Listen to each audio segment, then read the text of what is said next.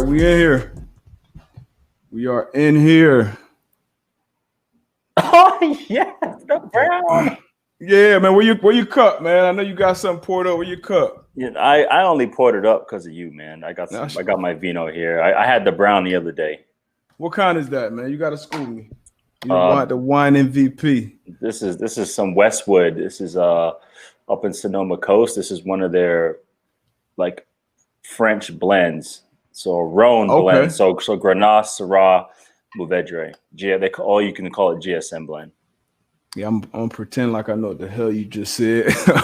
But for y'all joining in, got my man, 10-year NFL vet, 2-time Super Bowl champ, one with the Packers, one with the Giants. One of the smartest players that I know. Played both ways in college. I know a few guys that done that. I'm one of them. I wonder which one of us was better. I think I was better, but we'll let somebody decide. But man, Will Blackmon, man, aka the wine MVP, man. Welcome to the Man Pod. Now, what's the deal? I wish I had two. I got cut that year. Green Bay won. Oh, I thought you had two. Nah, bro. They left me in the dust. My bad. One time. How many touchdowns you had that year? Gosh. Like you had, I think I had one or two. No, I had 3 in 08, I think. 3? 2 in 08. I can't remember, something like that. Yeah, look, Jeff, you got 5 overall, so you got me by 1. Yeah, but you got the pick game though. Yeah, man. Hey, man, it ain't nothing like touching that paint. You were but you got the pick game. I played press man my whole life, so I'd never seen the ball. Yeah, you ain't get too many picks like that. I talked about that with somebody today. Yeah, I'm telling you, that's a big deal. Big deal. I'd never, and then once I went back and played nickel or play zone, then the ball started hitting me, Yeah. So, well, obviously, it's the first show, man, without my man Antoine. He busy moving around, it's a little busy time for him. He's moving around. Got my man, me and Will one-on-one. Should be good, though, man. We talk all the time anyway, so it's I already know it's gonna be fun, man. It's gonna be fun. I can't wait for this one, man. Yeah. But we gotta jump into your story. I obviously talked a little bit about your college experience, a little about your pro. I want to go back, man. We always start back with guys. Like, when did you even start playing football? Did you play any other sports as a youngin? How did you fall in love with the game? Man, I fell in love with the game. My father, he had all these old school VHS tapes, NFL films. So the hidden NFL football follies, and I would just sit back and watch those. I think Sam Spence with the music, John Facenda with his voice, like the autumn wind is a pirate. Like I know. Yeah, so it's kind of like I watched the guys who paved the way, and I was like, damn, I want to be able to do that. I don't know how I'm gonna get there. I don't even know if it's even possible. But I started playing around 6 is when I signed up. Yeah. So what is it called? You from Rhode Island, right? Yeah. So when I played flag, it was something else. But then once I played tackle at 7, it was Pop Warner. Okay, Pop Warner. So 7 all the way through. And you started early. I started late. I played a couple years of little league, but then my junior year in high school is when I really started playing football like that. I thought I was going to go to the NBA for a long time before that. And when my high school coach was like, man, look, man, you 5'9" right now. It ain't too many cats that's out there playing in the NBA right now, but it's a whole lot of cats going to college for free. Yep. Playing football, playing corner receiver. I was an athlete coming out playing quarterback in high school. So starting a little league for you. And then obviously, so like early on, were you slow to pick up the game, or were you just different from the jump? You already knew, your parents knew, like, okay, my son got something. Yeah, no, out the gate. So, I mean, my father, he played in college, and then he had like a tryout with the Jets. That's as far as he got. And he also was a big time coach in our area. So I was always around football. Okay. And football's in the house. I used to go to practice. So that's the only thing I ever knew. So as soon as I signed up, 6 years old, I came out the gate. I played quarterback. I never threw it.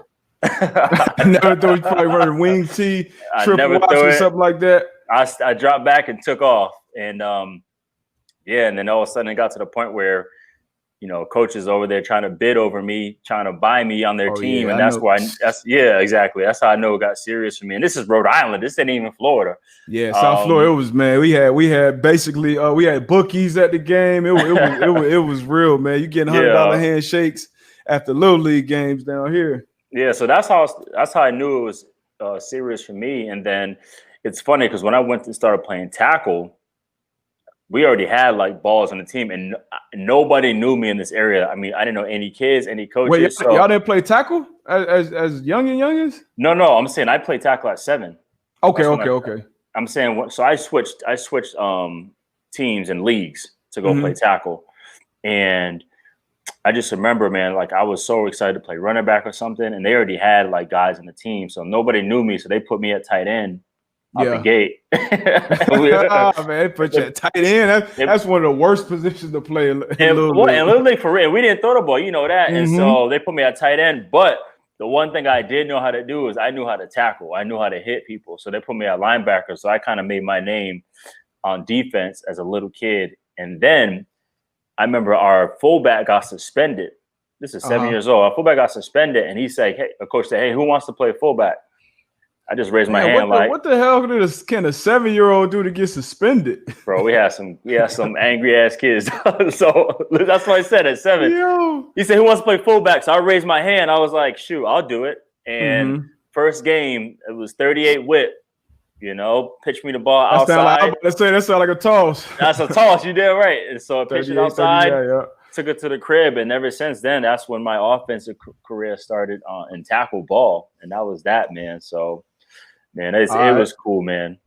That's what's up, man. So fast forward to high school, man. High school, you quarterback, you receiver, running back. What you played in high school? Yeah, I know you had to touch the ball. No, I was straight running back. Yeah, because my favorite player growing up was Barry Sanders. You know, Barry Sanders. I like Eddie George. Like those are my two guys.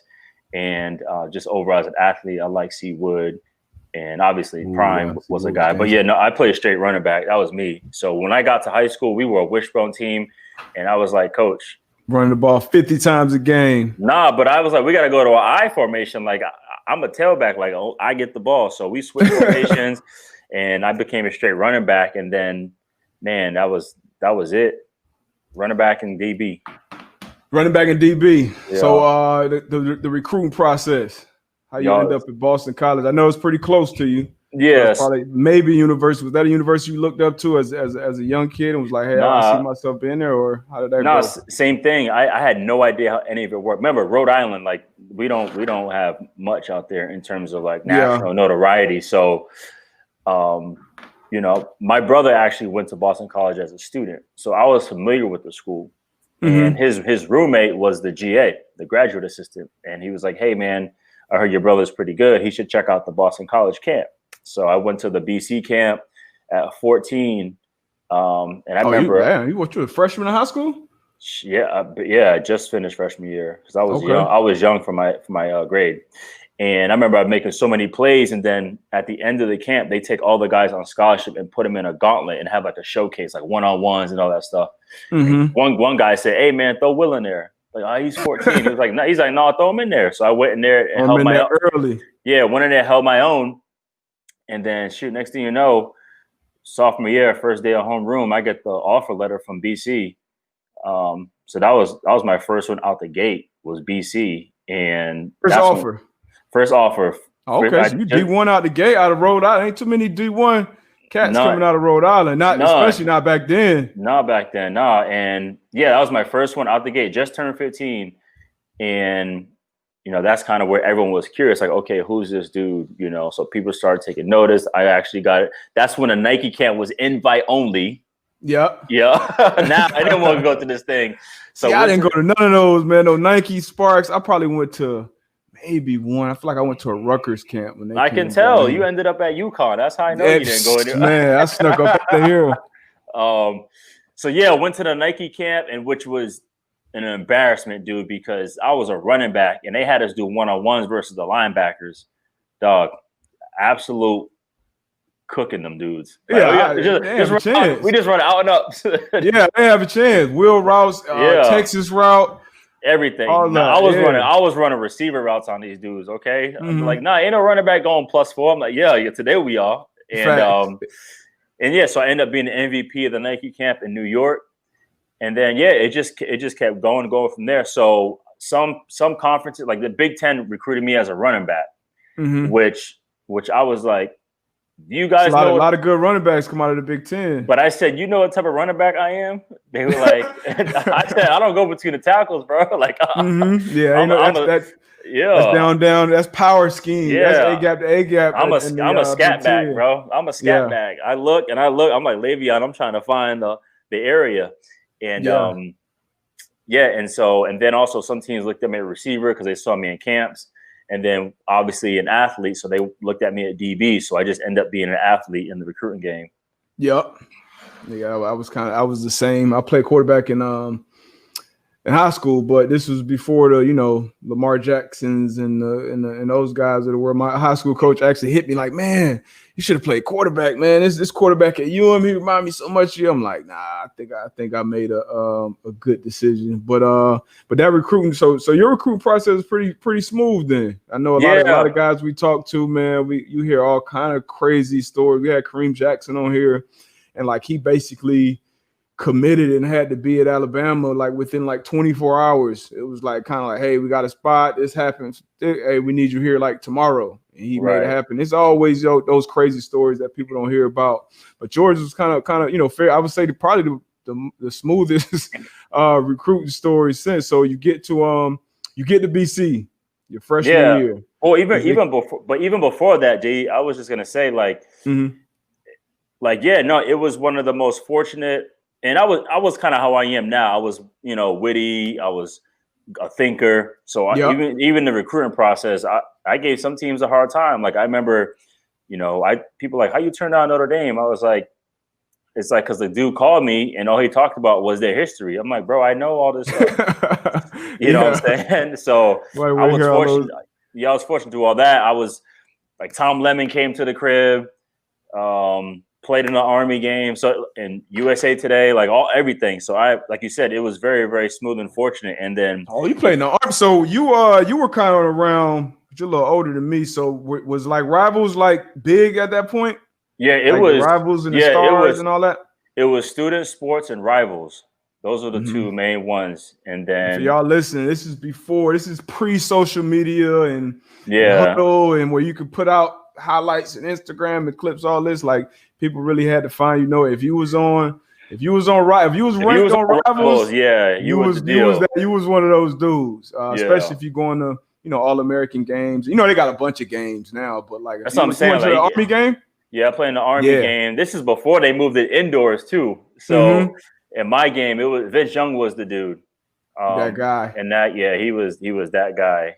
He was the top recruit in your class. Yeah, it was him and Ahmad Brooks, linebacker. Ahmad Brooks, San Fran. Yeah, he was. Played at San Fran. Yeah, I went to UVA. He was the player of the year. Okay. Right. Yeah, he was just unbelievable. But so that's kind of how it was. And it's funny, after that game, I didn't have any SEC offers, but after that game, I remember Tennessee and Florida called because they actually had spots left open. But I was kind of like, man, I don't know. So so you chose BC over them boy. That's what you stay close to home. You know what though? Because BC kept it 100 the whole time. I almost went to Wisconsin. I was close. And for what position? They didn't know. They didn't. Athlete. Okay, so athlete kind of figured it out. Okay. No, but even that. So we went to dinner in Wisconsin on my visit, and they recruited me as a running back, and I'm like, their starting running backs are freshmen. I'm like, how does that even going to work? And so we were sitting at dinner. I was like, I said, what if I want to play DB? Yeah, man, you can play DB, man. I said, what if I want to play receiver? yeah, man, you can play receiver. I was like, man, you whatever. Y'all don't know what y'all want, man. Telling you whatever. Yeah, so that's how I ended up at BC. It was just comfort, man. And the distance helped. I didn't care how far I went, but the distance helped. So like family showed up, they're able to show up to games and every stuff. Game, yeah, my dad went to every game. Yep. That's what's up, man. My my family came when they could. That was a long ride though. Right. My freshman year. So did you play your true freshman year at BC? Yeah, they threw me in the wolves. So I actually missed the first game, which was against UConn. And then our second game was against Stanford on Saturday night. ESPN threw me out there. Returning kicks. That's all I did. So I was a 17-year-old freshman out there playing against playing against boys from Rhode Island to playing against boys in Stanford. And that's a big jump. My boy Tyvon Branch, we had on here as well. He was from upstate New York, not a big football place at all. He got thrown in that fire too. I redshirted. I went to college like $164, soaking wet. Thought I was, I'm like, all right, I'm going up here, playing for 3 years. I'm going to the league. Like, they set me down after that training camp. Like, hey, gonna get you bigger, faster, stronger. Hey, out there next year, you're gonna do everything but play on Saturday. I'm like, what? I'm gonna practice and do this, and I'm like, oh man. But it ended up working out, man. Learned a lot of scout team reps. That was Dan Orlowski's last year. That was his senior year, and he was a big deal at UConn. Knew he was gonna be an NFL. When'd you get there?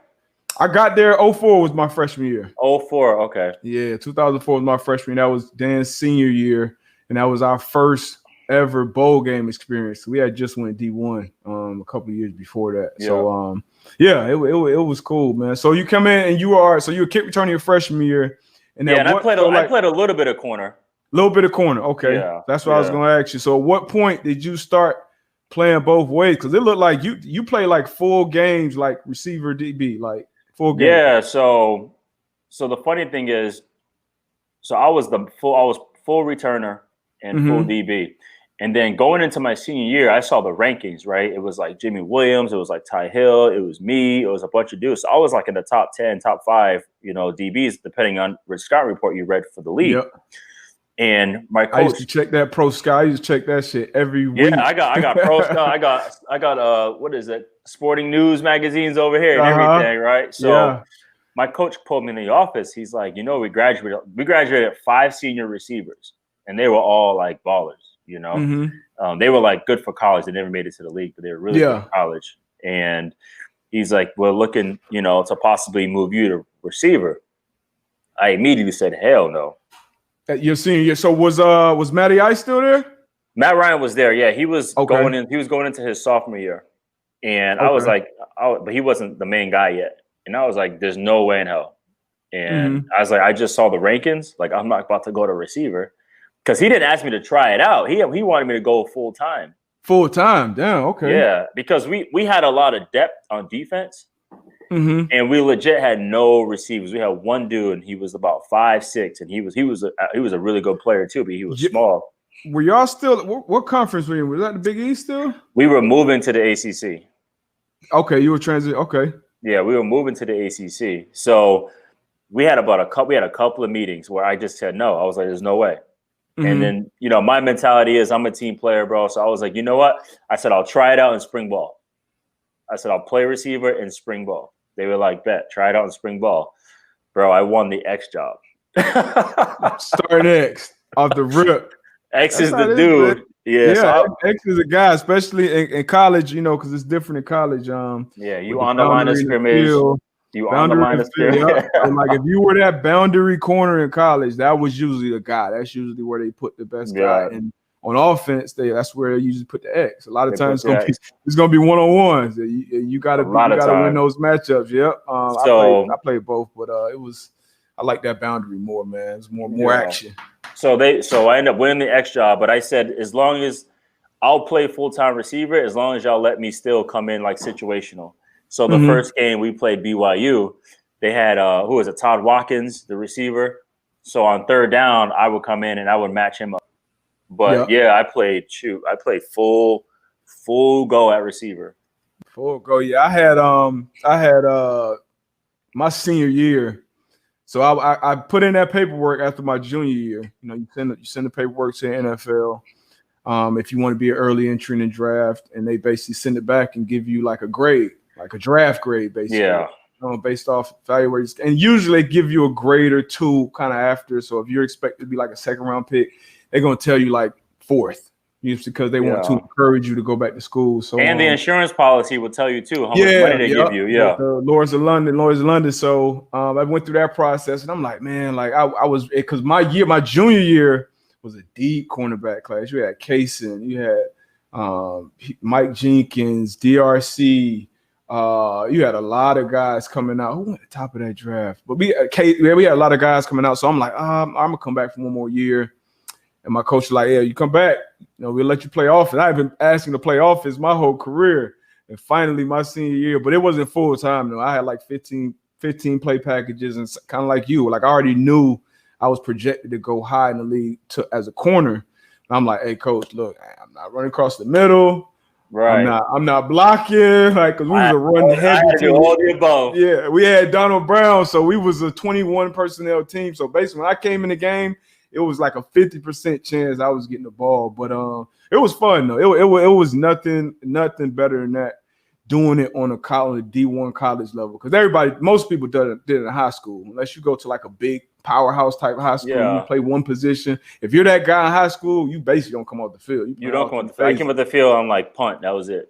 Yeah, so when I played in college, like my first couple of years, my mom and my dad would come to the game. My mom would be like, "Yo, why they doing you like that?" I'm like, "What you mean? Like I'm a starter. Like, what you mean?" He's like, "Well, I feel like you don't play that much." I'm like, "Mom, like this ain't high school no more." Yeah, like, she wasn't used to that. Before years started, my mom like, "Yo, you're not on the field enough." So that senior year, man, that was probably the most fun I had playing football. Even practice, I had certain periods where, all right, debut with the offense. So now I'm in 707. I'm routing up my own DBs and shit. So that was fun, man. It's nothing like doing that on the big stage. And it's only a few. I know you were one. Talib. I remember Talib played some offense. Did Seawood play offense? Seawood definitely played offense. Okay, Seawood. Champ Bailey. Yeah, Seawood was a standard champ. Yeah, Pat P did it in the league. Pat P did it in the league. Dion did it in the league. Yeah, so that's a Crow did it in the league too. He did? Oh, did he have like he ran like okay, Crow did. Crow was a freak. That Crow shit was crazy. But Crow didn't play his senior year and went first round. One game. But I remember, so when I was getting ready for the pro day, I had somebody send me, and this is kind of old, like we didn't have everything isn't as available as it is now. And somebody sent me that Crow's pro day workout, and I'm like, yo, this the league. This is the league quarters. This was like this dude 6'3". He was ahead of his time, bro. Yeah, that shit was wild. But yeah, that's rare air playing both ways. So enjoyed that, man. So you get drafted 4th round, right? 4th round, because that was what happened when I went full time. Mm-hmm. I knew it was going to kill my draft status. Yeah, because they were like, so you feel like that hurt your draft status? I knew 100% it did, and that was why I was reluctant to go ahead and play it, because I was like, okay, I'm full-time receivers. Like they drafting guys high because of the position they mastered. Yeah, it's like, okay, it's not like I can do everything. I'm pretty good at a lot of stuff, but I didn't master one position. So are they gonna make that be like a jack of all trades? You'd rather be. I got you. Yeah, like now you got to invest in a guy who didn't master his position. No, you're not. Mm-hmm. So I knew that was the case because my draft prediction was like late 1 to a mid 4, or even early 5. That's what it was. Yeah, that should be stressful, especially back then. That's like 8 hours you sitting there watching TV. It was it all on the same day? It was 2 days. 2 days. Okay. Yeah, it was 2 days. So because I took a pre-draft visit to the Steelers, and I remember sitting there with Bill Cowher. He was like, "Yeah, man, we're looking at you for our 32nd pick, that receiver." Man, them coaches, man, I got to do an episode just about that shit. The Texas and the calls and how many coaches I went in. And, hey, man, if you on the board when you're there. If you're on the board, we get the. Hey, I'm standing on the table for you, man. Yeah, but you went 2nd round though. You good. Listen. You good. I don't want to hear it. I don't want to hear it. The draft day stressful, regardless. I don't care where you go. I don't want to hear it, bro. You didn't have to wait that long. I went 4th round. The worst part about it though is it's not even so much like people are like, oh, aren't you got drafted? I'm like, I'm happy I got drafted. But it's who got drafted before me as well. You always remember that. You always remember that. I don't care who would it. And the thing about my draft, so when you're watching that draft, it's stressful. Because were you 08? Who was your draft? I was 09. 09, okay. I was 09. So it's like you projected. So I was projected like mid 1st to high 2nd. But it's kind of like you wait for that run on your position. So like it's always so like me, Vontae, and like Malcolm were the top 3 guys, Malcolm Jenkins. but we knew like Malcolm was going to be projected as a safety, but we expected Malcolm to go like top. I want you like you want the guys that's around or in front of you to go early as possible. I wanted Malcolm to go like 5. I wanted Vontae to go like 7, 8. Out of there. And so I'm like, okay, the next team need a corner. I'm on the board. So first corner didn't go really till Vontae at 25 because Malcolm went 14 to the Saints. Then Vontae went to 25 because he like failed a drug test, some shit at the combine. He was supposed to be like a top 10, top 15 type guy. Right. So I'm watching the draft like, man, teams calling, hey man, if you're on the board, we gonna grab you, man. They get on the board, they pick somebody, Percy Harvin, they pick somebody. So it was an experience, but definitely a blessing to be drafted. Definitely a blessing to be drafted that high. But you always look back at your experience, it's just different things. But it was a dope experience, man. Dope experience. So you get to the league though. Now you're in the league. Who was that guy that kind of took you under his wing, kind of showed you the game, showed you the ropes? Man, did you have a guy like that? I wouldn't say I necessarily did because we had a veteran team when I got there. It was actually Mike McCarthy's first season in Green Bay.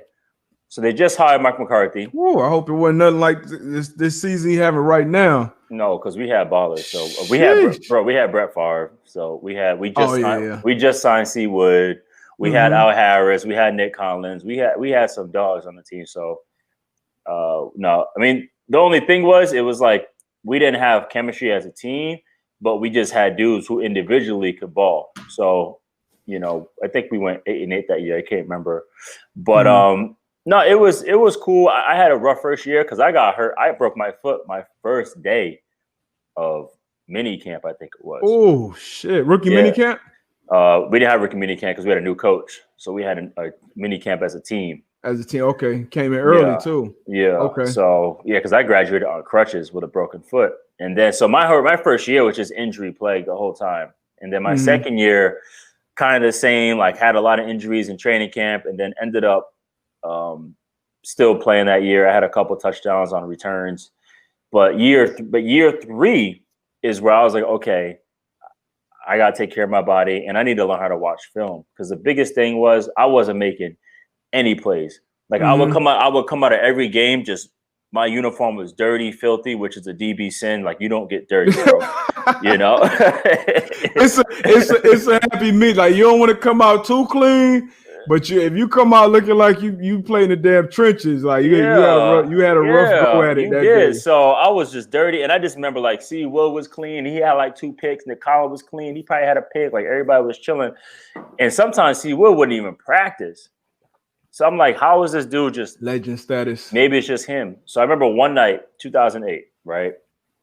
I'm like, I need to figure out how to watch film because that is the most underrated trait that guys do not get taught how to do. That's almost everything in the league. Obviously, staying healthy, taking care of your body will probably be one, just because your best ability is availability. Right. And number 2 would be getting all the answers you can get in the film because it's really it's about between the ears. Right. It's not emphasized. It's not. There isn't there. You know how they have all these seminars and classes. They don't have a seminar on how to watch film.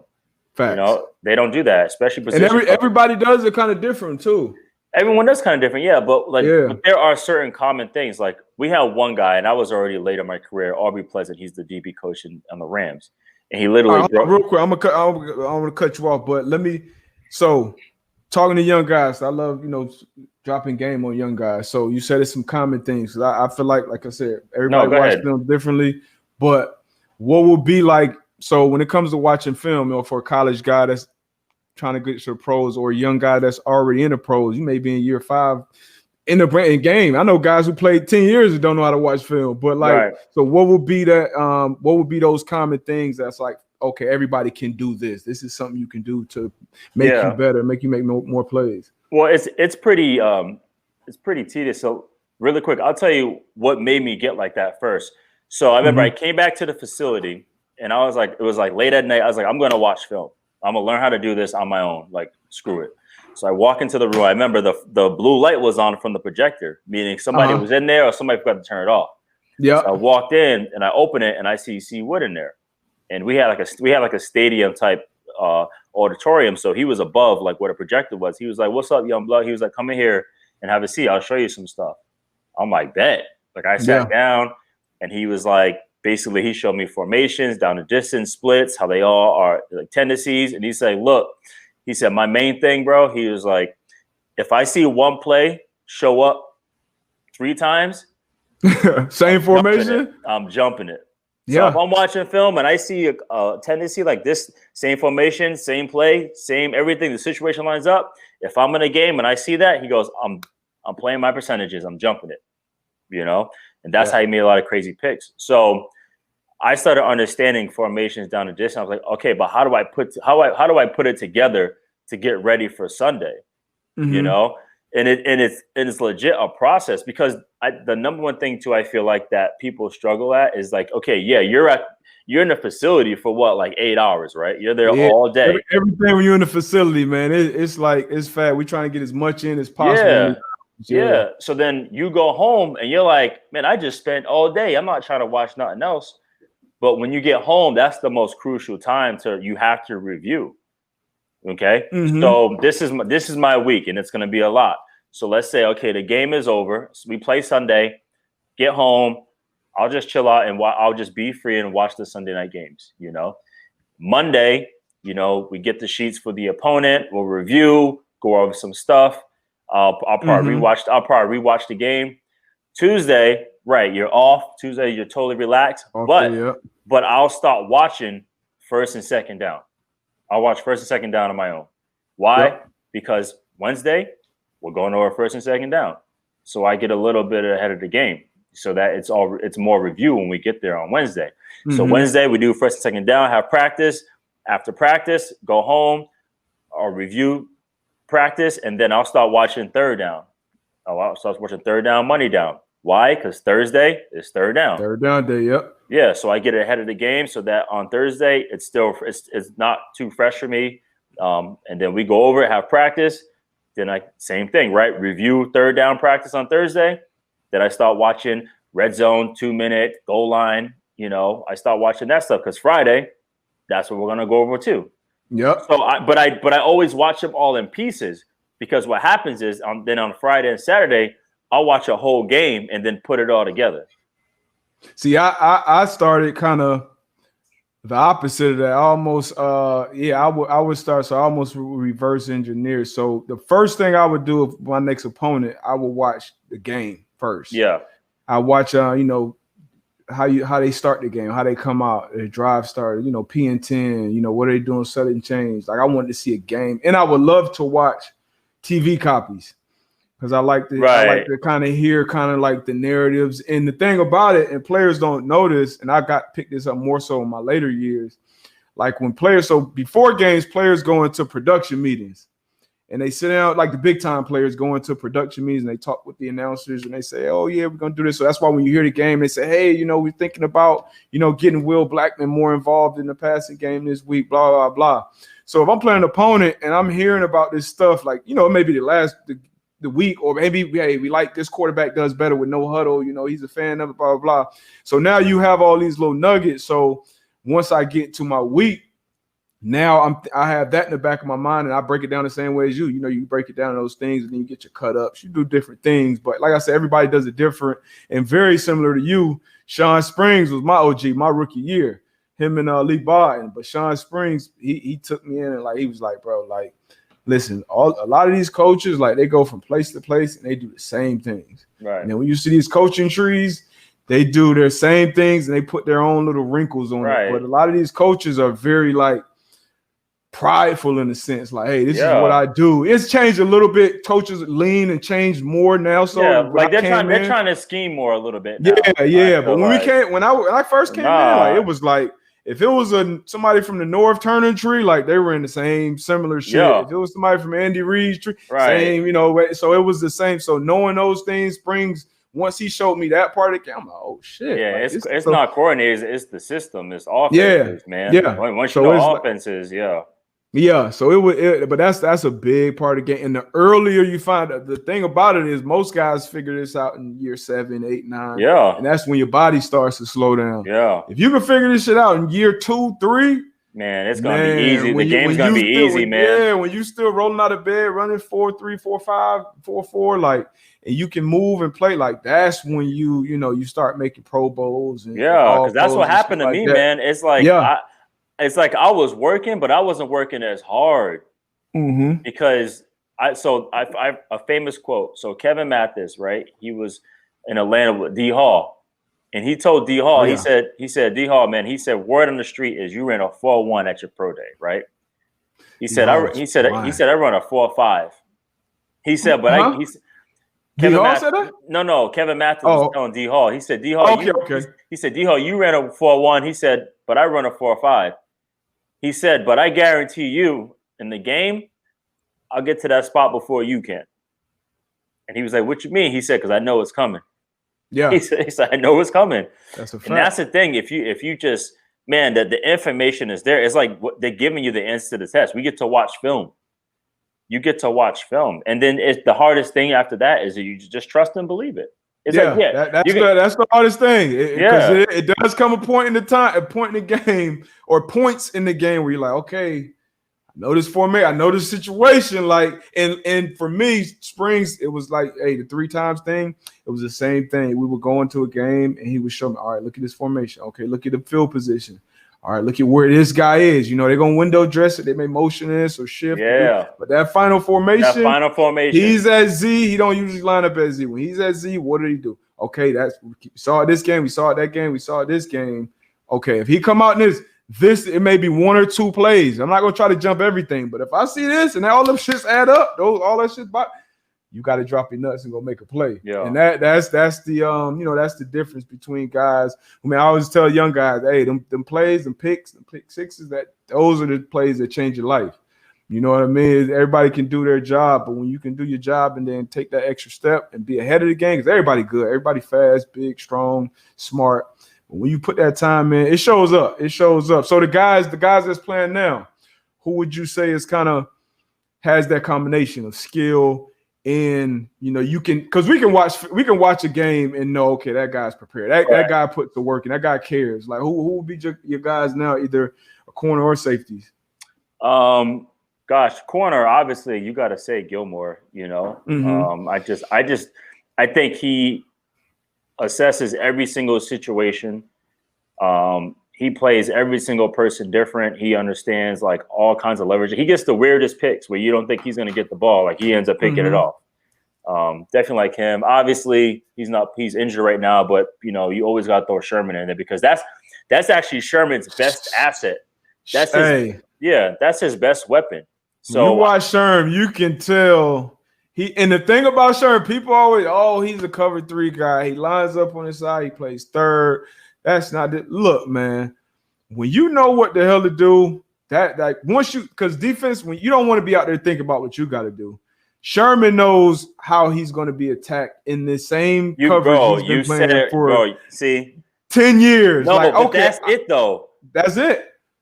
You know what he's going to be in, and he's still making the plays. So that's consistently. The problem. So that's my thing is like, okay, once you get put out there and they know you now, they got film on you now. It's like, how do you keep developing that armor to stay ahead? Those are the best ones, I played with Josh Norman. He came to Washington, and he was the hot hand, right? Rightfully so. He made all plays in Carolina, came to Washington, but it was just like, okay, they see you now, Jano. Like, come with me and let's watch this tape. Let's watch this tape. He was big. He was big on his energy versus watching tape. I'm like, bro, I don't care how competitive you are. I don't care your tenacity. I said they're gonna put some things in there that's gonna get you. Yeah, and because once they get the book on you, man, it's like you gotta keep putting shit in your toolbox. Yeah, you got to, because once these are good. These are the best coaches in the world. These are the best players in the world, and the best players. Because we're at that level, it's not like college, it's not like high school. At that level, like the coaches and the players, like we're co-workers. Like you put food on my plate, I put food on your plate. That's how it should be, though. Yeah, so I'm watching film. So if we come in there on Wednesday, we got first, second, before Wednesday. Matter of fact, I may be texting my DC or texting my position coach like, hey, I know we've been playing this coverage like this, but hey, they this is what they're doing on 3rd and medium. Like That's we need what, to switch this up. You know what I mean? Because if we win, we all eat. Exactly. So then you come in that meeting, it's a dialogue. You know what I mean? If you up there and the coach is just telling y'all what to do, like y'all not doing y'all job. That's like, not chemistry. It's not chemistry. If I'm in the meeting room and we just listening the whole time, we not talking, we don't have input in the game plan. Yeah. Like we not doing our job as pros. That's a part of being a pro. Yeah, because once you have input, then everybody has ownership. So I was very fortunate when I got to Jacksonville, which I had to fight my ass off for this because there was a lot of egos in the building. But now we got to the point where I actually have my own segment on Fridays.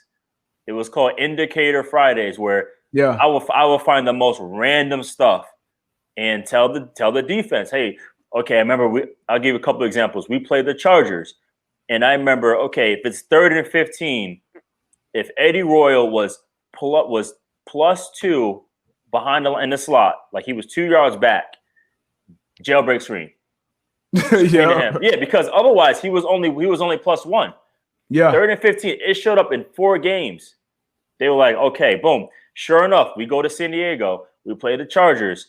It's like 3rd and 13, and I remember Jonathan Cyprian. He was like, "Hey, yo, black." I was like, "What's up?" He was like, "It's 3rd and 13." He was +2.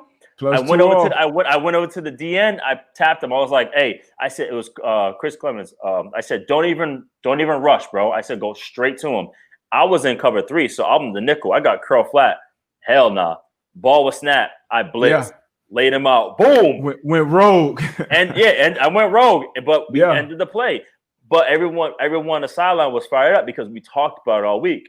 It's nothing like that. It's nothing like talking about something. And the parents finding the answers beforehand, and then you see that shit, you like, yo. Especially on defense, because you can't find nothing on defense. You know what I'm saying? So the other random indicator I found out. So I'll be in my room Saturdays with a glass of wine before the game, and I'm just looking for the most random stuff. I'm watching a lot of games. I'm watching quarterback stances, receivers if they fixing it. Like I'm even looking at coordinators. So perfect example. It was Shanahan's offense when he was in Cleveland. I think he was in Cleveland, the OC. But anyhow, we were playing the Browns, and I remember a couple times when they got the ball to start the half, and Taylor Gabriel would be in the game, and he ran a double move on the boundary. That's the most random thing, bro, right? Taylor Gabriel was not one of their main receivers at all. Fast as shit. Fast, but they also had Hawk, and Hawk's the one that got the ball too. Him and I think Terrell Pryor was out there too, or somebody else. I forget who it was. Anyhow, so sure, I'm like, gosh, this is the most random thing that I ever saw. Like that's the only time he got the ball. Halftime, start the game, first snap, double move. So I remember we're in the locker room chilling, and I just hear the coaches like, "Hey, yo, defense up, defense is up." I was like, "Okay." I said it was Dwayne Gratz, UConn. Correct. That's my guy, man. I hosted him on his visit, man. That's my guy, man. So Gratzy, I said, Gratz. I said, this is random. I said, I'm gonna tell you right now, though. I said, if you see number 18 line up, you be ready. He was like, all right, bet, man. So we get out there. Sure enough, you see 18, Taylor Gabriel trot out to the sideline. And I tell everybody, I'm like, guys, I said, you guys need to watch this play. They're like, man, they're like, chill out, Black. I'm like, watch this play. Sure enough, stutter go. Dwayne makes a play on it. I just threw my hands up. I'm like, what's up? I told y'all, it's not like finding them answers beforehand, man. I'm like, damn, what's up, man? Yeah, you're right, man. I don't know what the hell I'm doing with these technicals. Glad Tone jumped in here and saved us. All right, let me see this thing on my Periscope. Okay, boom, it's on my Periscope. Boom. All right, y'all drop some questions in here for Will Blackmon. You missed the first half. You weren't here for the first half. 10-year NFL vet. Super Bowl champ. Why can't I see it? How can I see the damn scope? What you mean, bro? You on the stream. How you gonna see the scope? I can't see it through my phone? No, I don't know about that. I'm about to finish this campfire. I know that. Hey, man, we missed my dog. I've been pour up a shot for my dog, AP, man. Oh, there you go. I'm the man to man. Oh, it's not on mine? Are you I on think yours? it's on my Twitter. I think it's on mine. And I don't know. We in here though. Drop some questions. Oh yeah, it is yours. It is yours. Oh, Okay. Yeah, we out here. Yeah. Drop some questions for Will. Drop some questions for me. We got some answers for you. We got about probably 15 minutes before this game come on. Y'all let me know who won this damn presidential election. I don't know what's going on right now. I'm ready for it to be over with. Oh, there you go. See, I'm about to see. I got a broadcaster now here too. Yeah. So we here. So what were we talking about? We're talking about game planning, watching film, all that shit. Man. Yeah. That's the most. So, what I was gonna say is because we were talking. You asked me like what defensive players specifically. Oh yeah. Secondary players who I thought, and I gave you two guys. Now. I gave you Gilmore and Sherman, but. Here's the one thing. So I was in training camp with the Seahawks in 2013, right? Mm-hmm. And you look at Sherm physically, other than his height and dreads, there is nothing that is dangerous. Ball skills, elite ball skills. No, I'm saying like if you look at him. Oh yeah, like if you put him in the combine and you put him in some shorts, like you'll be like, oh nah, you know. So, what I mean? But he told me, he says, listen, he says, I know I'm not like the most like physically athletic or gifted guy. He says, but the one thing I do know, he said, I know what every single receiver is going to do. Yeah. Period. He literally, he walks in the hallway in it, looking at his iPad. That's all he does. He's the only guy I know from a corner yelling out stunts to the far defensive end. That's where the answers are, man. The answers are in the film. They're there. And like we talked about earlier, man, you can only spend so much time in that building. So the guys that really separate themselves, I mean, it's some outliers. It's some freaks that can just there's some freaks that can just walk in the building and just do their thing. They don't because need the number one thing is like as a player is just confidence. Period. Yeah. So that's especially playing DB. You can get away with a lot. Yeah. You're just confident, but fact. But not in the league. I wouldn't say, like I said, if you a freak, if you were a Myles Garrett type guy or somebody like that, Jadeveon Clowney, like, you know, those guys are just kind of freak athletes and get away with a lot. But for me, I feel like you can't really be really confident out there on that level unless you really put that work in, like going into the game. That's very true. Like going into the game, like, you know, if you put your best effort in that week, watching film, take care of your body, getting sleep, got a good question right here, though. Doing the other things. So yeah, man. But we definitely gonna get to these questions, man.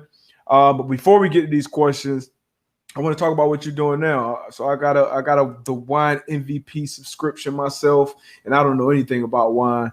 So I lean on you. I lean on you to get educated, so I don't have to go in there and walk around the liquor store or the ABC wine and act like I know what I'm looking for. So how did you when did that become a passion of yours, and how has that transition been? You know, post NFL and man, I just always enjoyed it. You know, we always had it on the road. Charles Woodson would take the defensive backs out to dinner. Mm-hmm. Would always enjoy it then, but I was curious because I found out then is he was actually in the business himself. Yeah. So I thought that was pretty wild. I'm like, man, like that's really unique and interesting to me. And I just enjoyed the culture. I just enjoyed the history. I enjoyed all the stuff that had to do with wine. You know what I'm saying? So post career, I always wanted to have my own label. Okay. But I was like, but I have someone told me like, hey, if you want to sell wine, you can have the best grapes, the best vineyard. At the end of the day, the hardest thing is to sell it.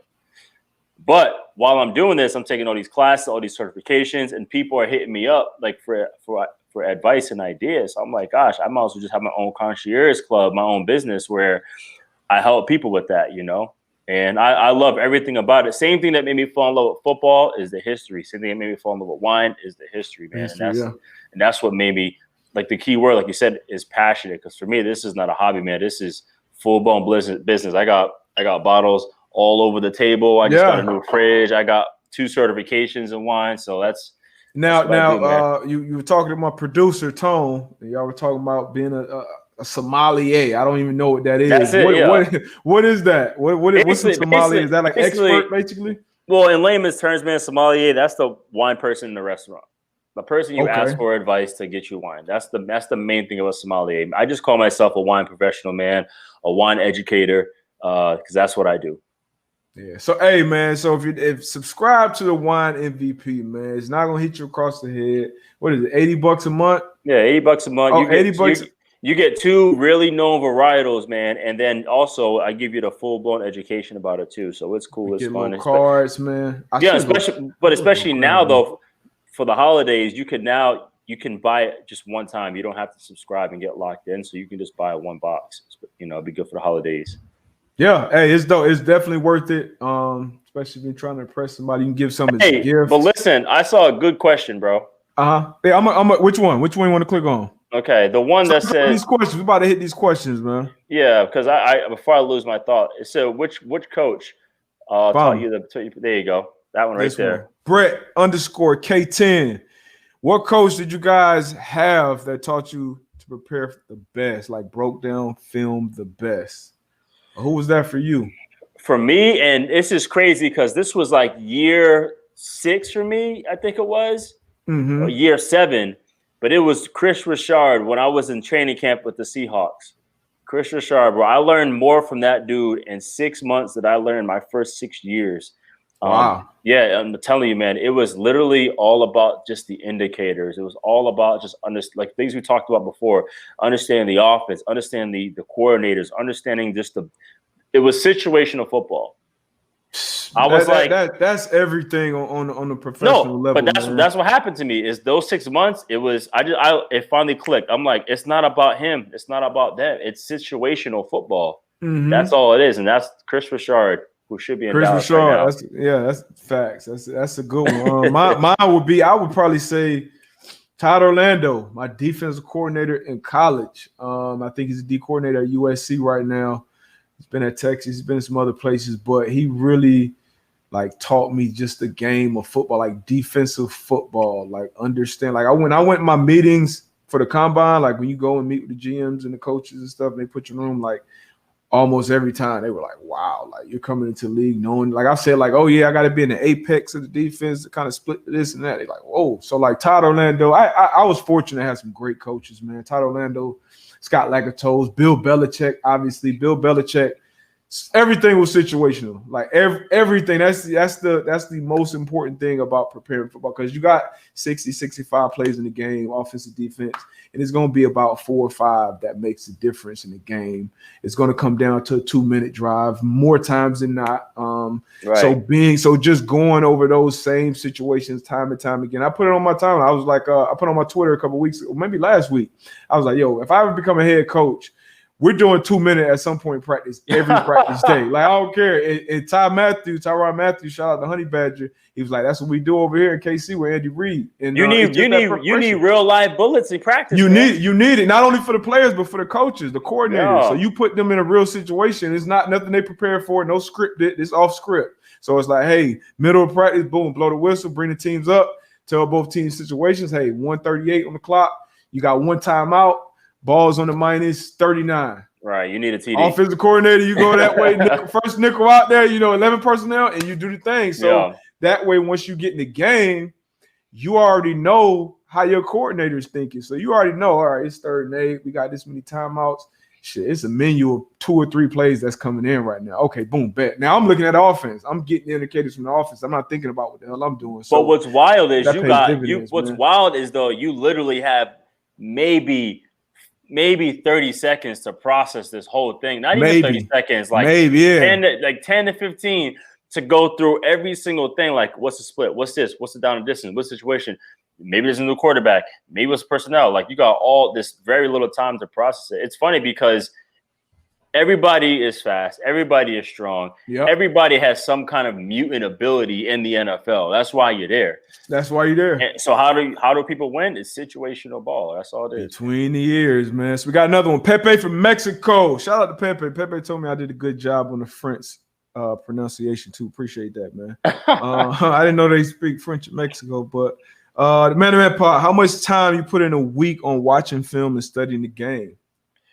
Man, we just hit on that earlier. That would be my answer. As much as it takes, man. Because I would be watching film in the locker room before we go out to kick off. And you can for some people, you can watch too much film. I was just You gonna can say kinda, that. yeah, you can't get What do some they call it? They call it paralysis by analysis. Yeah, you can be out there like, is it this? Is it that? So I wouldn't be watching it to the point of I'm trying to find plays to jump. I'm trying to jump everything, but just the more I see a guy, because it's rinse, wash, repeat in the NFL. Like you play a game on Sunday, you make your corrections on Monday. By Monday night, Tuesday, you're on to that next opponent. So every minute, I'm trying to get every edge that I can get, like stances, field position. How does this dude run this route in the red zone? How does this dude block? You know what I mean? On passing plays, like does he cut? Like I want to know everything about a guy. Well, also too, it also depends on like if the team is that good or not. Yeah. No, I'm gonna be real. Real shit. Sometimes you may play. You play right. Exactly. You play Peyton Manning. It's not even the fact that they're that good or not. It's like he doesn't do much. Yeah. He don't do much. They're doing the same thing, and it's like those guys know what the hell. They done seen everything. If Peyton's under center, it's run. If he's in the gun, it's pass. Oh my God. What we got, man? Let's see. Boop, boop, boop. We got about what time? We got about 10 more minutes. So drop your questions here. We're gonna hit them rapid fire. D-Boy don't like special teams player. That's a lie. I respect the hell out of special teams players. I couldn't do it. That shit was too real for me. I ain't gonna lie. Shit, that was the first 6 years of my career. 5 years. Man, listen, man. One special teams rep is like 15 defensive plays. Like, I don't know how I made it 9 years in the league, not contributing on teams and not being because if you're not like a starter, like that type guy, you got to contribute some point on special teams. And I finessed my way through, man. I returned my whole year. That's the thing. I returned my whole career. Oh, this is a good question. Do y'all trust Van Albright? Shout out to Van. You've been a supporter from the jump, man. Shout out to Van. Do y'all trust the team doctors when injured? Are y'all able to get a second opinion? No. I got a great. You want to go? I got a great. Yeah, story. Let me answer this one first, real quick. We all got stories. All of us. So this is for, a lot of these things. I do it speaking to younger players, people that are in the position, because a lot of us don't know, honestly. When you're in that team, you can kind of almost be intimidated by the team to not get a second opinion. But everyone's afforded the right to get a second opinion. Not only that, the team has to pay for you to get a second opinion. So you have to understand the team doctors are employees of said organization, right? So they're going to, they take their oath and all that stuff, but ultimately, that's who they work for. That's who signs their checks. Always be aware of that. I played an entire season with a broken rib, broken scaphoid bone, which is one of the worst bones to break in your wrist because you don't have a lot of blood flow, which restricts, blood flow equals healing, basically. The more blood you flow, the faster you heal. But I played. So no, don't trust team doctors. Always get a second opinion. It's going to keep it more honest. And a second opinion is medical. Everybody's body different. Everybody heals different. So no, and yes, we're able to get a second opinion. All right. Here's the deal. The reason why I say don't trust team doctors because unless you're between the white lines, everybody else is working for that organization. Period. And the organization is going to always do what's best for the organization. Yep. Right now. I had a situation where I tore my ACL in 2009, and when I was on the Green Bay Packers, and I figure trust them because I'm part of the team. They've been taking care of me because they have to. So when I tore my ACL, he said, "Hey, if you did a cadaver, you come back faster."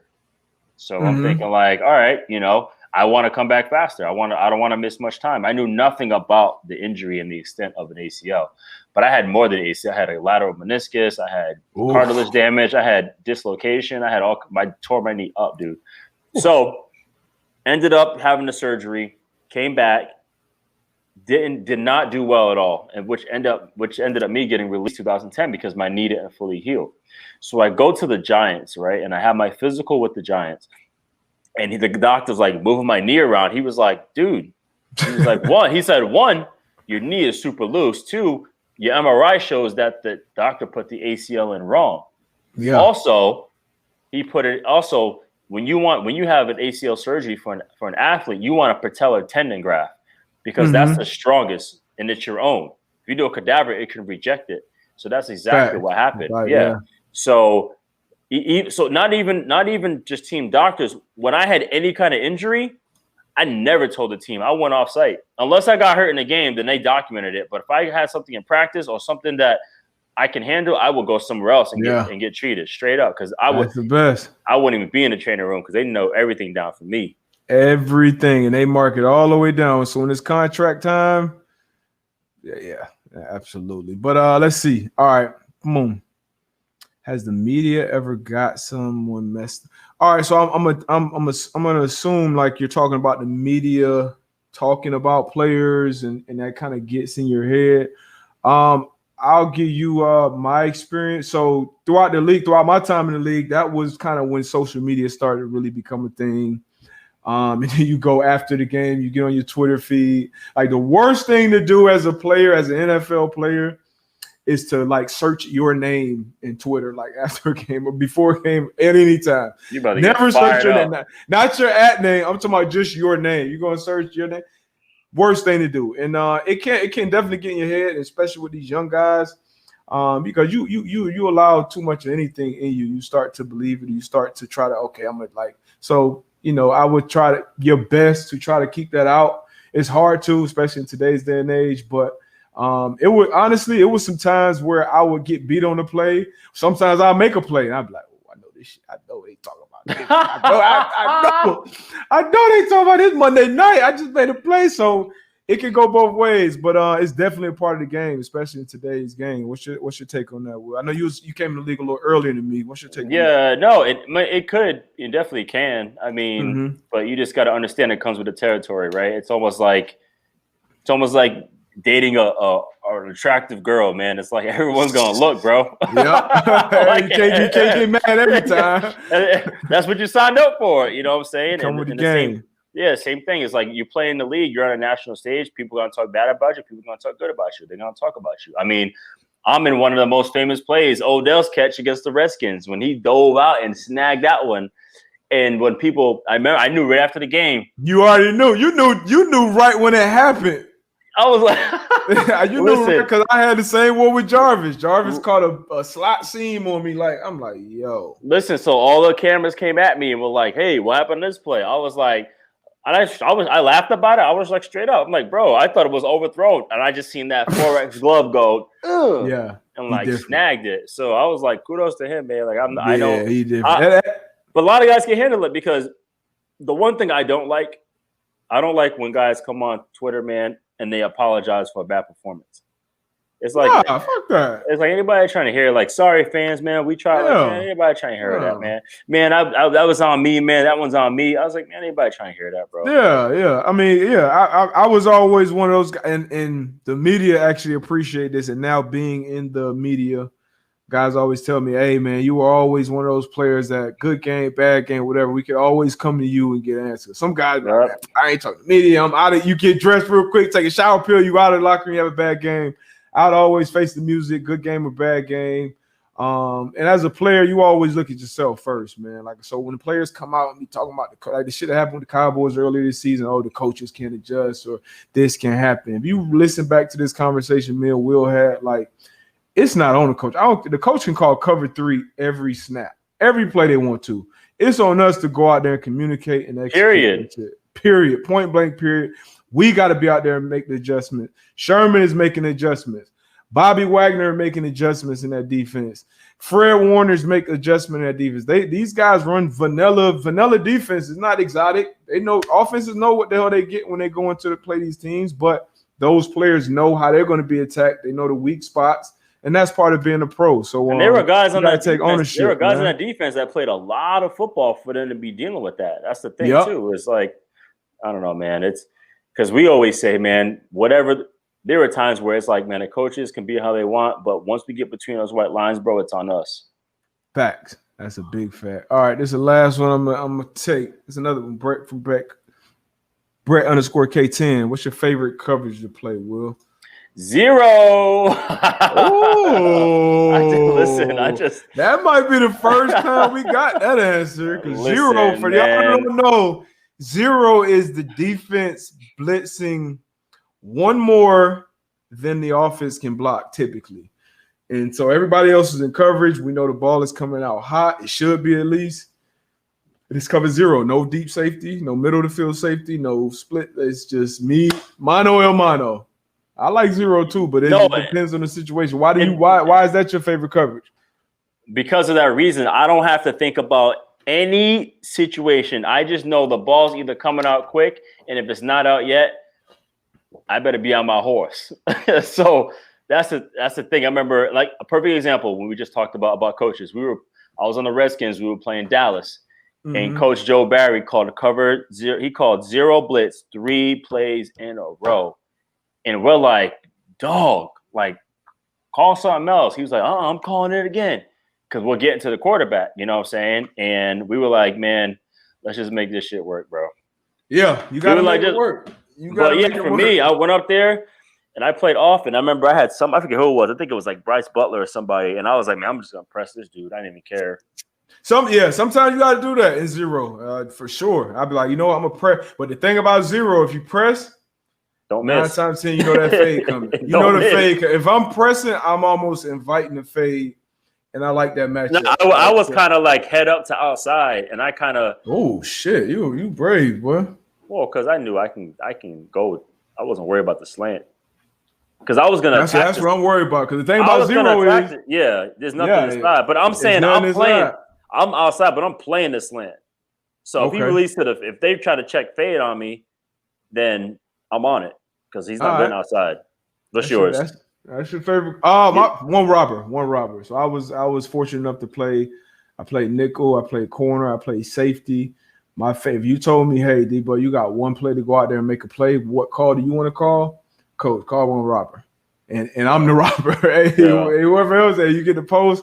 I get to the robber, and I picked off A-Rod like that, and I remember that one. You can get quarterbacks, man, because you show them one thing. As long as your other safeties on the same page, you got to be on the same page with the one robber. The pre-snap disguise is everything. You can't show it early. Unless you playing Baker Mayfield like the one Minka Fitzpatrick. That was basically one robber. He dropped right into it and threw it right into it. Like that was. That was crazy. So usually I like one robber.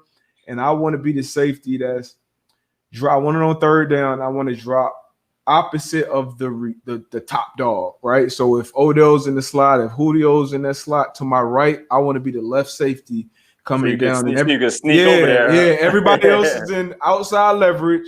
Hey, if they come inside, anywhere inside near these hashes, I'm making the play. But just do your job, stay outside, and I got you. And if they don't, I like. So one robber would 1,000% be. I like being the hook player in 3. I like that one. Hook player in 3. Yeah, I like. It's a lot. I mean, it's a lot of them, man. But I also though I relished and I thrived playing man in the slot. Honestly, man, for real. You know what? I don't know. Well, if you got to go, let me know, man. I might just rock out here. I don't have me a couple of drinks. I might rock out and just keep taking these questions. If you got more questions, I'll talk. Let me know when they die down. I'm chilling. Yeah, I'm chilling. So who else we got? What else we got? Talking about 425. I ain't gonna get into that real quick. I saw somebody asking.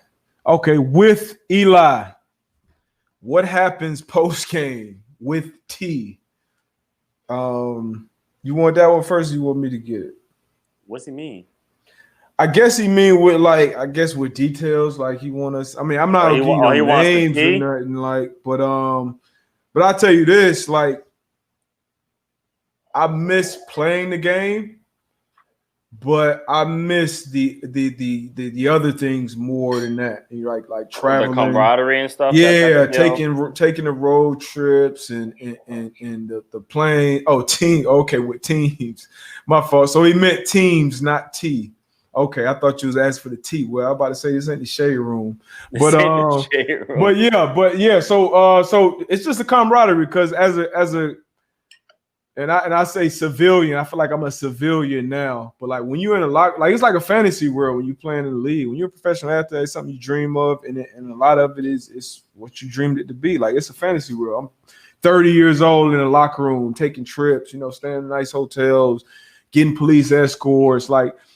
shooting dice on the back So of the you plane. like the life. You love the lifestyle. Yeah, but it was more so with the teammates. Like honestly, when I was in the season, like I rarely went out. Like I played in Foxborough, I played in Charlotte, I played in Indy.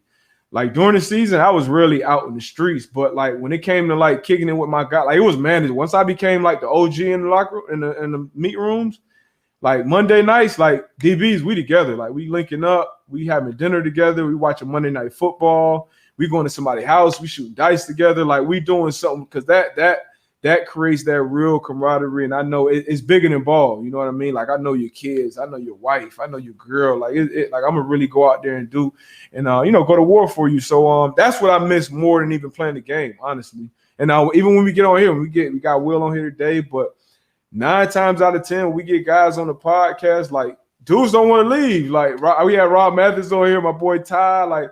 Buddha Bay, like it's like, hey man, shit, this is what I miss, man. Let's chop it up. We can go for another hour. So it's just like that locker room because it's really like if me and you having a conversation in the locker room, like it's no judgment. Like we can because you know what it is too, fully like, be ourselves, and it's like, hey, it is what it is. Well, because that's the only person who really understands you, who gets it. You know what I'm saying? It's like people ask the question, why do boxers hug after they just blasted each other in the face all day long? Well, they hug because they're like, I know what you've been through, man. Like, I get it. You know what I'm saying? It's like we're going through this together.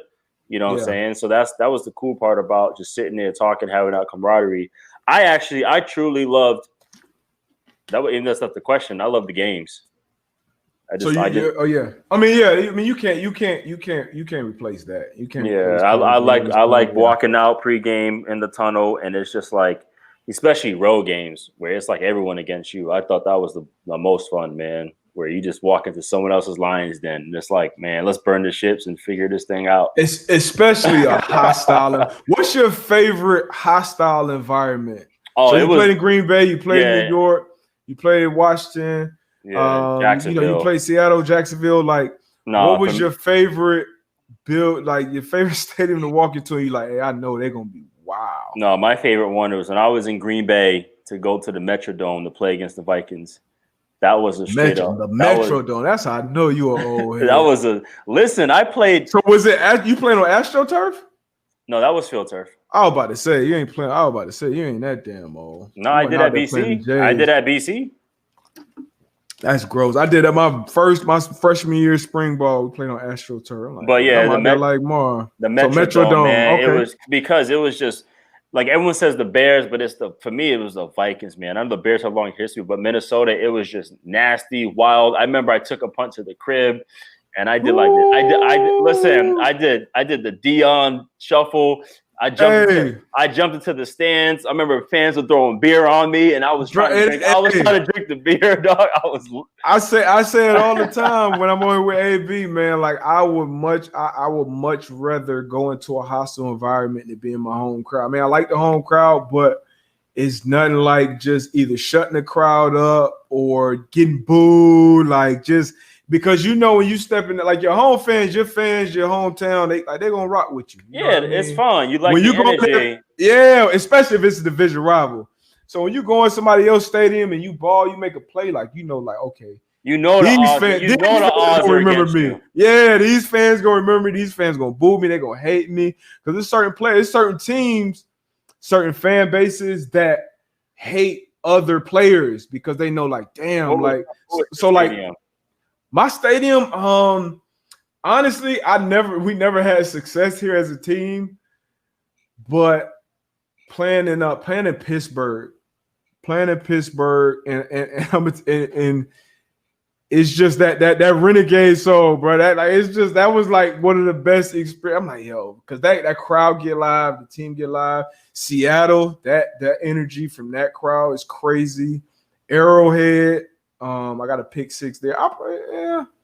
Pittsburgh. I like that renegade song. That kind of separates. But I say, matter of fact, I go back. I say Arrowhead. I got a pick 6 there. So Arrowhead, that'll be my stadium. They were loud too. Loud. Usually domes are louder.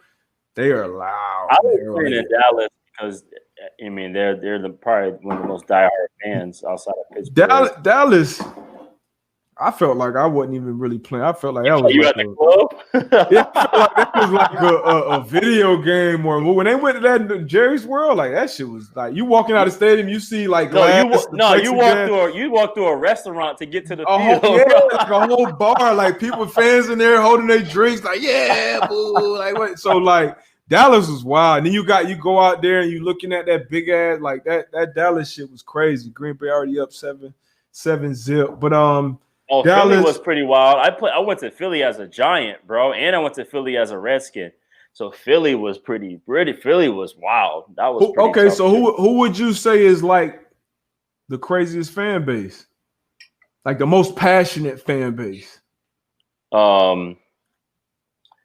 Man, I probably seen the worst out of people when I was in New York and we played Philly. Philly. I hear Philly a lot. I think the Steelers have the most passionate fan base, but when we played Philly, Tone the producer, I know he in the cut, but I always say that Steelers is not like, bruh. Anywhere you go in the country, there's a bar. Steelers bar. Yeah, I was in Arizona, in Phoenix. Chick, I know, hey, yeah, come down, shit, huge Steelers. Hey, you gotta come to this bar. I'm like, yo, what? How's this? I feel like I'm in Pittsburgh. So yeah, Steelers Nation, they solid. Steelers, even on social Raiders. media, you say anything positive about the Steelers, you're gonna see somebody. You say anything bad about the Steelers on social media, you're gonna see somebody. So I give you that. All right, let's see what we got. Is there? This is a good question.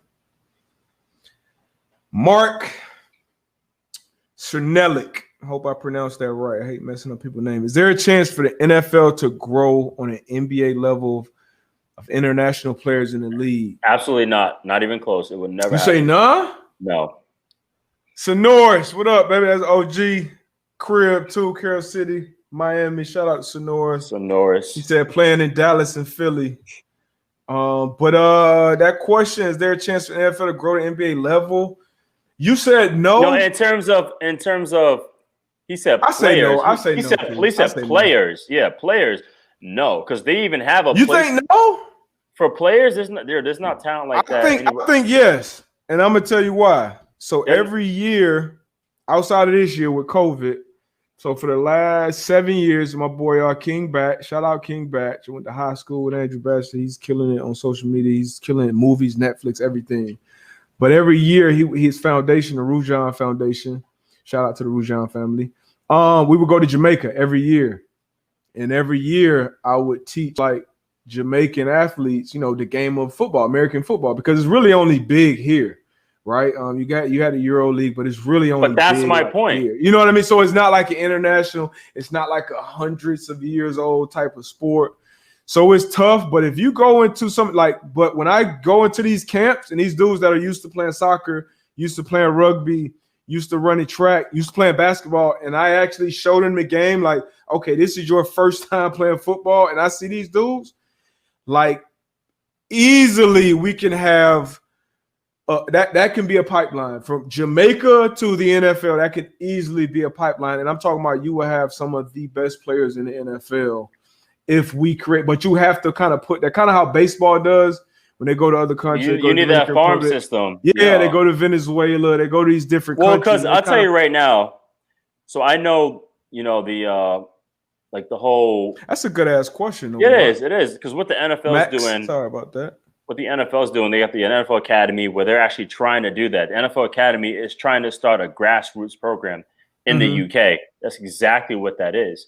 So they find. I'm saying, but they find kids all over the place. But they also have a placement program where they scout players all over the world and actually either get them in a pro day or try to get them in a combine. There's the only international league that's actually like legit football is the German football league. Like they actually got some like real deal ballers there. But in terms CFL, of obviously, outside of CFL, yeah, I mean, yeah, I actually played a game. I actually played a game in the CFL. Rough Riders. That's another story. But yeah, I don't see it, man, because basketball is a year-round deal, man, and you can play anywhere. It's a world game. Football's not a world game like that. I see it happening, but No, you got to go to the right places. I don't see it happening in UK. That's not where I would put my farm system. I'm not putting my football farm system in the UK. I'm gonna put my football farm system in Jamaica. But that's the melting pot, though. And somewhere in Africa. I'm saying, but they have the capital. They're bringing kids to. That's what I'm saying. So if you put that seed money, that capital into these countries, and you're creating programs like I'm in the process still doing that, even without going there this year. Man, you ain't bringing nobody from the league unless they're a skill guy, huh? Maybe a DN. You ain't bringing no skill guys over here. Skills. What? That's bruh. Have you seen Jamaican sprinters? Yes, I have. Bruh, you can learn the game. We had Daniel Dongo. Daniel Dongo came from Kenya. He came and played for the Colts. He was probably one of the best, not probably, he was one of the best rugby players in the world. Came to the NFL, but obviously, when you come to the NFL, he stuck around with the Colts for 3 years. Where he at? So when you listen, bro, you're coming to, he had zero American football experience. You come over here, and for you to even last 3 years in a program, that's impressive. Like, because you're playing, it's not like you coming over here and you play high school ball. You coming over here and you playing against the best football players in the country. I'll say the country because it's not like a world, it's not an international sport. But that's gonna be so hard to build that infrastructure and to actually get the right. It ain't that hard, bro. It ain't that hard. To get the right people, the right coaches to go over there and build that. If you wanted to, if you put the money, because you got the money. It's not happening, bro. There's no way. All right, you say no, I say yes. So okay. Next question. That's the answer. Who we got? We already see Pepe from Mexico. You already got some Aussie kickers. You got some Nigerian-born old linemen. Kicking, yes. Big boys. That's what I'm saying. No skill. You ain't get no skill guys. All right. I'm gonna post. Matter of fact, I'm gonna post another video of my guys from Jamaica, man. Shout out all my guys in Jamaica, man. How do you feel about them? They got hands? Yeah. Bro, you talking about us, bro. You talking about us. At the end of the day, like I'm talking about snag, not like bro, this shit ain't rocket science, brother. They catch a rugby ball. The only difference is we throw it like this, they throw it like that. That's a big deal. That's okay. So we're not talking about if that thing comes up like this, if that thing swoops under, yeah, I'm talking about just him. Man, and not just catching it one-on-one, but like you catching it in a play, you catching it in the game. It's gonna take time, but who's catching punts? We're gonna revisit this in a few years. In what? In 2042? Nah, hell nah. 2022. Matter of fact, I'm gonna put a date on it. I'm gonna make it my mission. All right, Liberty and Hercules. How do you feel about the studies? Studies wrong, big dog. How do you feel about the studies about CTE and that players might end up getting it and some not? I think that this grammar kind of throwing me off. But how do you feel about this? He trying to get his question in, man. No, I feel you. Grammar, man. No, it's just I'm in my second glass, so I got your questions. Y'all can read it. So how you? I'm not drinking that wine like you, man. I'm drinking, I'm on this campfire right now.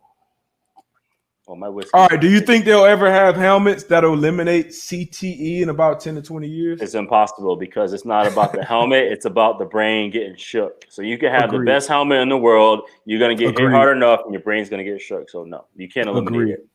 Agreed. All right, TH. How often? I got every helmet up there too on my thing too. I got every goddamn helmet, bro. Them shuts. them shuts not protecting shit. Trust me. I would get up and go grab them, but they're not protecting nothing. So hey, it's all about the look. Shout out to Sean Springs though. Talked about him earlier about one of the OGs taught me. Oh yeah, he got his own helmet company. Yeah, he got WinPat, and they're doing some big things in that space. You can definitely get better, but I've only blacked out twice on the NFL field, or on a football field once in college. Bro, I blacked out twice actually. Twice, see? Okay. One because I made the proper tackle. It don't matter. Like you said, it don't matter. When you running, I hit Fitzgerald 20 miles an hour into somebody. Hold on, let me turn off this alarm. You running 20 miles an hour into somebody, it don't matter about you. Well, where are you going? So anyhow, I don't know. This is my first time on Man to Man Pod, so I can't answer that question. He can.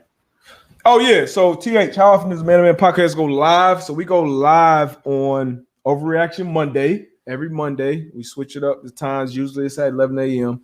And then this time we just go 7 to usually kick off. We going extra, man, because I like this conversation. I'm on my second glass, and I might be here all night with y'all. Will gonna have to go at some point, but shit, I ain't doing nothing. I'm chilling. She's with the kids right now. So hey, with the kids. That's that's how you do it. All right, what else we got, man? Let me get some good fast running backs to Jamaica. Damn right. You damn right. I'm already recruiting Jamaica. Now Will done lit that fire again. We talked about this. I think Will mentioned C. Wood. I mentioned Sean Springs. How's it playing at FedEx? I'll let you answer this. I'm gonna run for a bathroom break real quick. You gotta go to the bathroom. Yeah, I'm an old man, bro. What is this? FedEx. I did not enjoy FedEx that much. It was cool because it had some history to it, but the field wasn't that great. The home locker room wasn't that great. The home showers wasn't that great. Driving to the facility wasn't that great. So FedEx wasn't a fan. Yep. So how do I add these questions? He took off. He's in the bathroom. There you go. If you could do it all over again, would you still choose to play defensive back or a different position? Man, that is a great question for me because Darius did not. He got a little bit of receiver, but for me, man, hey, we got a hell of a question. If you could do it all over again, would you still choose to play DB or would you play a different position? Ooh, man, you know what? I would still play DB because the game was different then. If I came into the league now, I would play receiver. You can't get hit. It depends, though. I'll play receiver. I'll play receiver right now in the NFL because if you got a shitty quarterback, they'll draft another one 2 years later, a year later. But also too, like and the rules, the way the game is played, like they're getting the ball out now. And my style of play was I ran now routes, I ran slants, I ran 3-step, I ran jailbreak screens. That's all I did. So you couldn't run a post. I was not running any of those. I told my coach. I said, "Listen, my name is now and later. Give it to me now. Let me run a go route." So you want the balls? You want the yak? I was the yak god. Nah, well, me. My receiver. I was versatile. I can affect you at all 3 levels of the game. You could throw me a screen, give me a reverse. You give me intermediate. I'll move the sticks.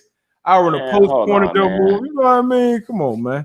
What current receiver would I compare my receiver games? Yeah, I asked you this first. So he will sound like Deebo Samuel to me. That's exactly who I'd be. That's damn right, yeah. See, that's how you know I watch film. See, you always got to have a comparison. All right, so Will be Deebo Samuel. I personally would be shit. Right now, somebody playing right now? I can tell you drinking because you over here cussing up a storm. I got this fruit fly trying to. No, we always cuss. So the man to man, we lay back, we rock with our people, man. It's what we do. Bathroom break, just to let y'all know, this smoke breaks. This man had 9 catches. I don't want to hear nothing. I'm looking at all your stuff right now. In college? Yeah. I didn't even know that, girl. But hey, all 9 of them impacted the game. I tell you that. You did. You had 13 yards a catch. On my second Bob Marley. Yeah. And you only had 13 yards rushing. Listen, man, you didn't do nothing on offense. I'm not trying to hear that. In college, I scored on a rush, on a pass reception, rush pass, and you had a kick return, a pick return. It ain't too many people who scored 4-5 ways in college. You had not 2 on the pick D1 sixes, level. That's right. You had 2 pick sixes. Not on the D1 level. What about it? I asked. It's for you too. Well, TH, any thoughts on becoming the coach? If so, what level? Good question. If I were to coach any level outside of high school, it would be the NFL. And the reason is I can't not go to someone's house and beg them to come to my school. I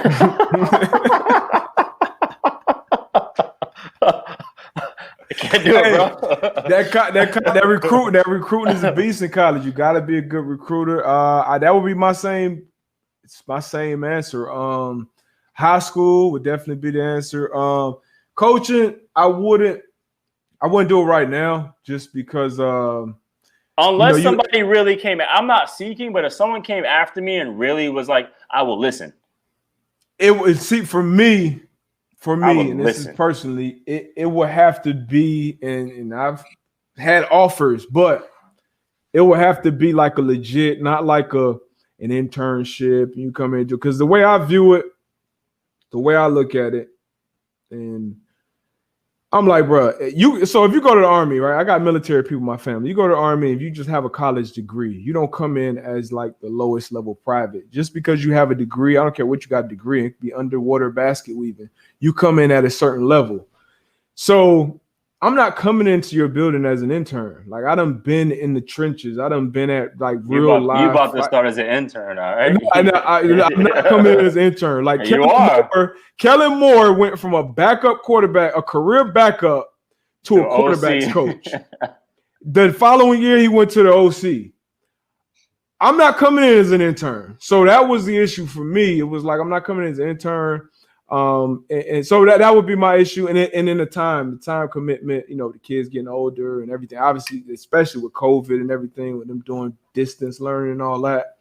I just wouldn't do it at this point in my life. But I have been, I kind of found a happy medium. I'm consulting like younger players on and off the field. So I watch games with guys. Hey, you do this better, do that better. Hey, you're doing that great. Keep doing that.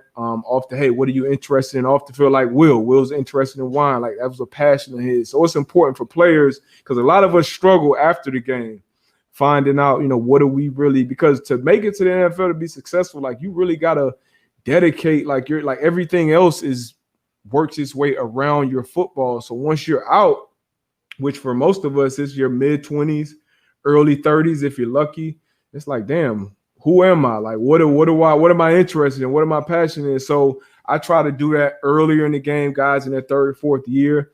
Like, all right, get you connected with some people off the field who can connect you with your passion while you're still playing the game, networking, things like that. So I think that's important, but I couldn't dive in right now into coaching.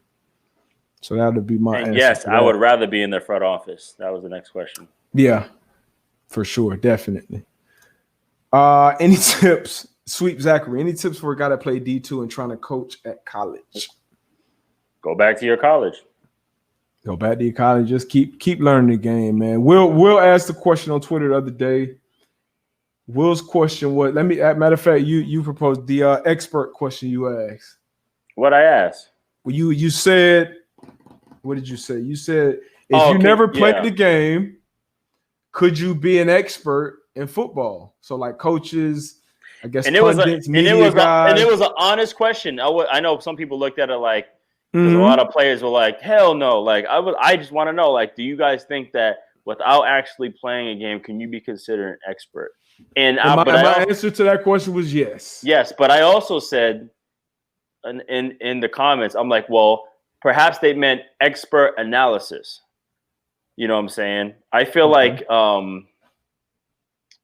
mean, whatever. I feel like it's hard for me to. I feel like it's hard for me to be an expert about something without actually being in the field. You know what I'm saying? Like, I can read and study something all day long, but if I'm not actually in the field, then I don't know if I'm an expert at it. All right, so I'm gonna ask you this then. So I follow you, and I see you talk when boxing is on. I'm not a big boxing fan, but you talk about boxing. Would you consider yourself a boxing expert? Not at all. I'm a diehard boxing fan. I'm a diehard boxing fan. Yeah, even if I say, because I actually did talk to Fox about doing PBC boxing, like that was something that I was going to call some fights. But even when I did that, I still wouldn't consider myself a boxing expert.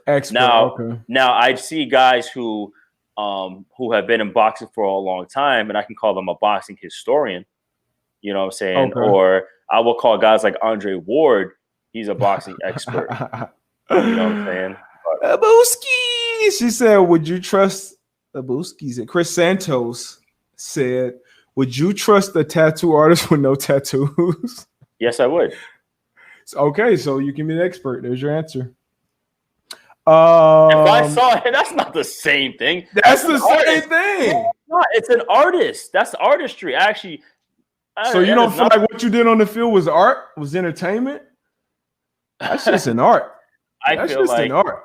No, that's different, bro. Yeah, all right. If you're a tattoo artist and you don't have tattoos, but you're actually giving tattoos, that's different. Would you trust a dentist with the bad teeth? If I look around, I see everybody else's teeth get hooked up. if I see everybody's dentures looking right, I'm with it. Yeah, in fact, it depends on your IG page. Look. Now here's a different story though. What I trust, like those tattoo shows. Yeah. What I trust a judge who had no kind of artistry with no tattoos. Would I put him on the panel and he's an expert on judging these shows? That's the same thing. No, it's not. A tattoo artist is actually giving tattoos. That's the same thing. I mean, man, you know what? All right, TH. That was I was right now. I'm definitely not drunk.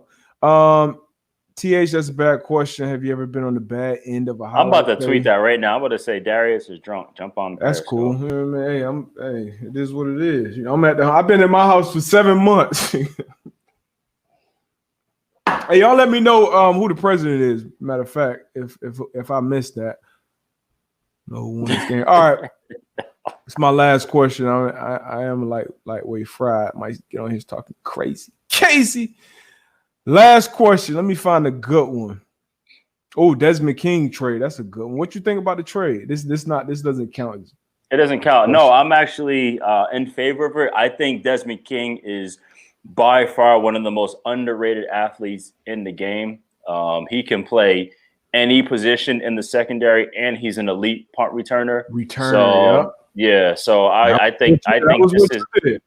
Yeah, I think this is great for Tennessee Titans to get another versatile athlete, and this is a big pickup for them. No question. Agreed, 1,000%. I think me and AB talked about it a couple of days ago. All right, I guess I give you this one.